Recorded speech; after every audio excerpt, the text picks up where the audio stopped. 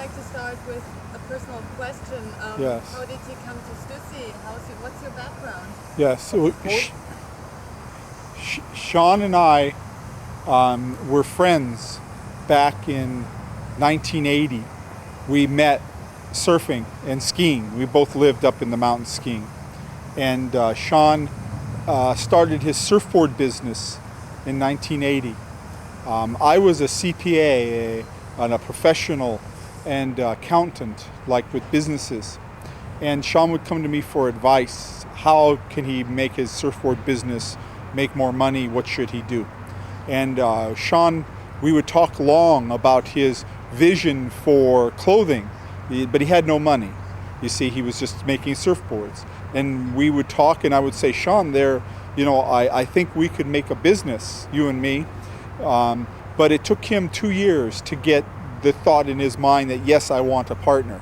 So then in 1982, we formed the company together, Shawn and I. And that's how we got started.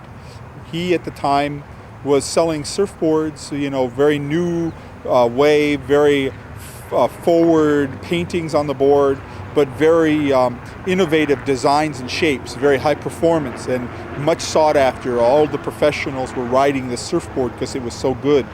And he would sell to all the surf shops around the country and sometimes even in Europe at a high price. And everybody wanted the surfboard. And he could only make so many, so very much in demand. And so we then make clothes with the Stüssy name that was as unique as the surfboard, and we already had the customers they were ready to buy.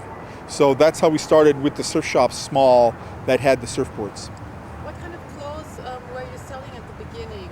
How did it start?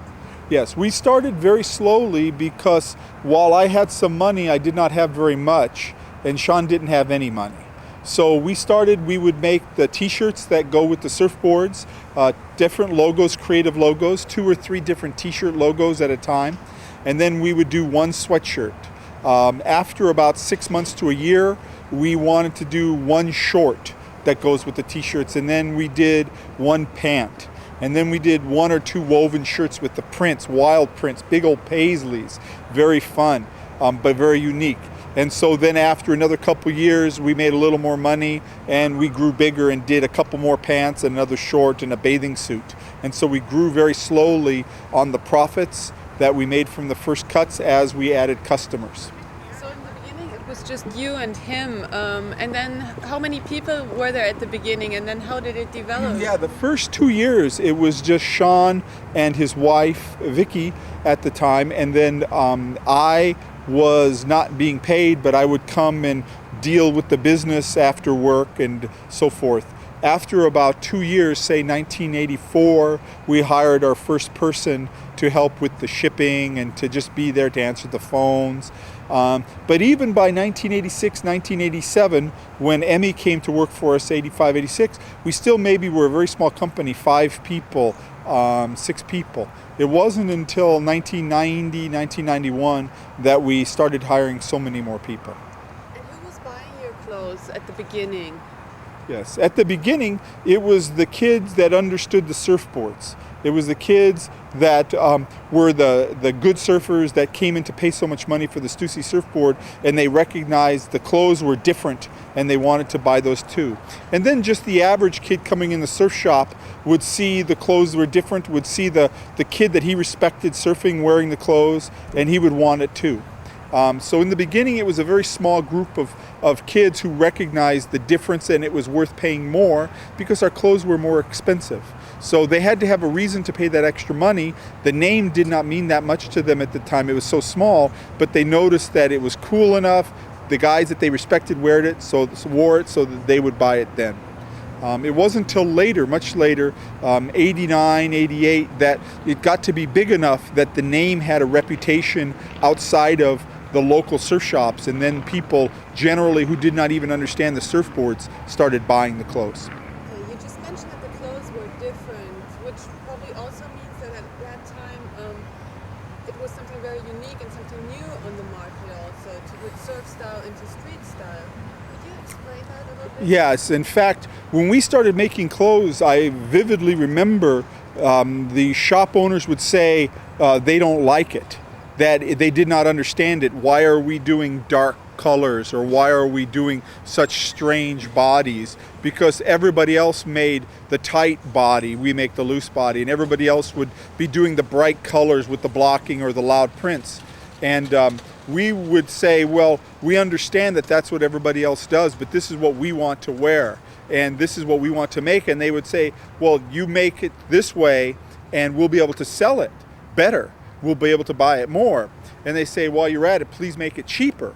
And we'd say, no, we don't want to change the color, we don't want to change the fashion, and we don't want to make it cheaper, because we want to make good quality clothes, clothes that will last and that you can be proud of the way it's constructed. So we'll just wait, we'll find our customers. And so we grew very slowly, because the fashion was so different than what was existing then.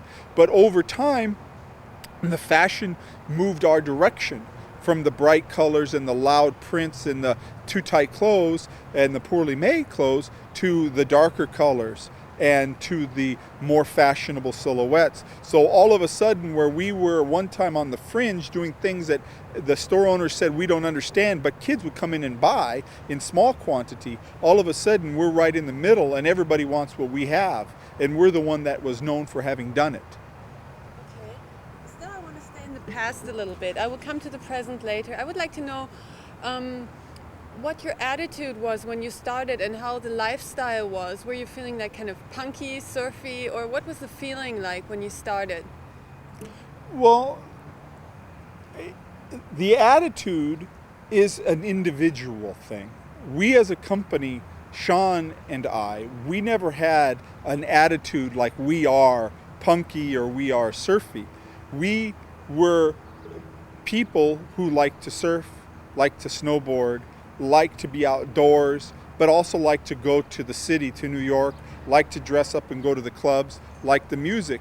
But we felt like the clothing being offered to us by the market that is catering to our style was not giving us credit for the fact that there was fashion in our direction. That not everybody had to look like some clown in loud colors with clothes that weren't well made. That even though we were young and at the beach or going to the clubs, we didn't have to dress like we didn't understand clothing. Yet the only place to get really well-made, well-tailored clothes was to go to a line that perhaps was made by a clothing manufacturer for a generation older, that was very plain, very bodies that were very neutral and no fashion statement, and fabrics that were very neutral, no fashion statement. So what Shawn wanted to do was to bring that same sense of class and that sense of style that you get in the older clothes down to our generation. Because we wanted it to fit different, we wanted a different silhouette, but we still wanted the same quality of the lapel, the same quality of the stitch, the same quality of the fabric, but more updated for our age and for our desires. So that was the attitude. It was not, well, we're surfers and we are going to make clothes that make me look like a surfer. That's exactly the opposite of what we did. We did not say we are skaters and snowboarders and we want to make clothes that make us look like a skater or a snowboarder.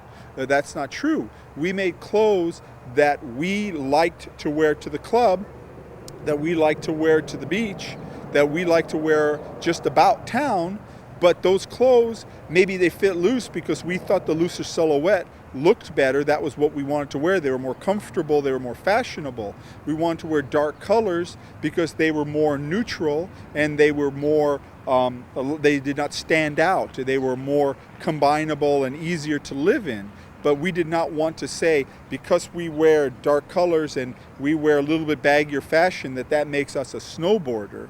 Rather, we just like to snowboard, we like to surf, but we like to wear clothes that fit, that look fashionable, but that don't necessarily have to identify you with the group. On the other hand, over time, that sort of look, those sort of colors became identified with the California look, with the snowboard, skateboard, beach look. But that wasn't the way we approached it. We still, even today, make clothes that we want to wear as people. We are active, some snowboard, some surf, some ski, some skydive. but we all wear the same clothes, not because skydivers wear the same clothes as surfers, but because we all have the same common desire to wear the colors that match the fashion for that period, and the colors that are not too out on a limb so that they're not wearable every day or they're not combinable. And the same thing with fabrics. We want the fabrics that function for their purpose, that have a quality and a class about them, that belong in that type of garment, but don't necessarily make a statement that is fabric. What influenced you there, and maybe about the music also, which influenced you and Shawn Stussy? Well, yes. The comment is that we are not so much influenced by the surfing and the sports as we are involved in the activity. You know, we like to surf, we like to snowboard. When you talk about the influence, the city and the music scene had a much greater influence with Shawn's designs than did the surf and snowboard at the time, because the city influence was much more dramatic and much more different than what was around us at the time. So if you were to say, when we were surfing and we were starting out, well, did the surfing influence us? No, because we didn't like the clothes that was being made by the industry. We felt like it was time for a change. We didn't want to wear that look. So we, Shawn especially, had very much a desire. He enjoyed going to New York, going to Paris, going to Tokyo, going to London, and being involved with the clubs and the music scene. Shawn's passion was that, you see. So Shawn would go traveling with his friends, you know, the whole world tribe that he had, and he would hang out with these guys in the various cities, and he would pick up the flavor of the fashion direction in those cities. Those cities were far from the beach. It was the street. And he would bring that back, saying, well, it's not like that is from the street or that is from the city, but it's a clear fashion direction that he really enjoyed, that he could see the potential for taking what he saw in Paris or in New York or in London and adapting it to what we do here in California and what the kids here, what Shawn was looking to do with Stüssy in America. And so that was the source of much of his inspiration. He would go to New York, he would hang out for 3 weeks with our friends in New York, or the tribe, the posse, and he'd go to the clubs and he'd hang out with them at the restaurants, and he'd hang out at their houses and on the street, and he'd be seeing what they wear, he'd be seeing what they talk about, he'd be seeing their level of interest, and he'd come back excited saying, yeah, I like this, I want to change it and make it look a little different, but I like what I'm seeing. And from that came the street influence that so much controlled what we do today. Okay. Okay, you just mentioned Shawn going to the cities, hanging out with his friends, being really into music. What kind of music was that? What kind of people was he hanging out with in the city? Yes, well, you know, music has gone through quite a lot of transition over the years, but I think the biggest direction that Shawn was really into early was like the rap. A little bit before the rap music, he really liked some of the stuff from Big Audio Dynamite and The Clash and things like that. But essentially, the music that has been so much a part of our company has been the rap music. What about the rap music? What about the rap style that he liked? What was it that he saw there? Because he told me he went to the city, he looked at the people, and he found it really interesting. Yes, what was it? I have not had lots of conversations with him about this topic, but what I know about Shawn and what I know about what we like at Stüssy is that oftentimes the best things we make are the simplest things. There's the essence of the fashion without all the clutter. So the simpler you can make a graphic, but the more dynamic that graphic, the better appealing it is to us. And the thing I think about rap music that's so interesting is the simplicity of the music, but yet the profound effect of the rhythm and the words to the overall appeal of the music. And I think that's what Shawn liked. Perhaps also you have to look at the rap music as being a big cultural change, whereas before the music was a different cultural group, a different, if you will, style.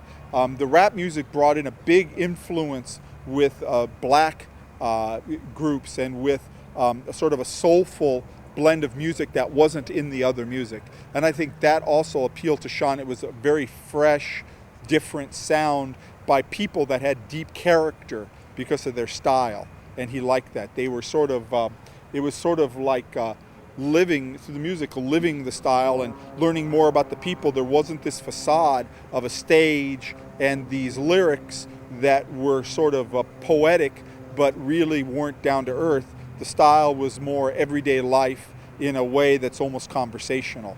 And I think that realism and the simplicity is what would appeal, at least to me, and what I know about Shawn, I think it appealed to Shawn too. Could you maybe describe for the European viewer what the rap style looked like by the beginning of the 80s? What the people were wearing, the street style? Yes. Well, I think that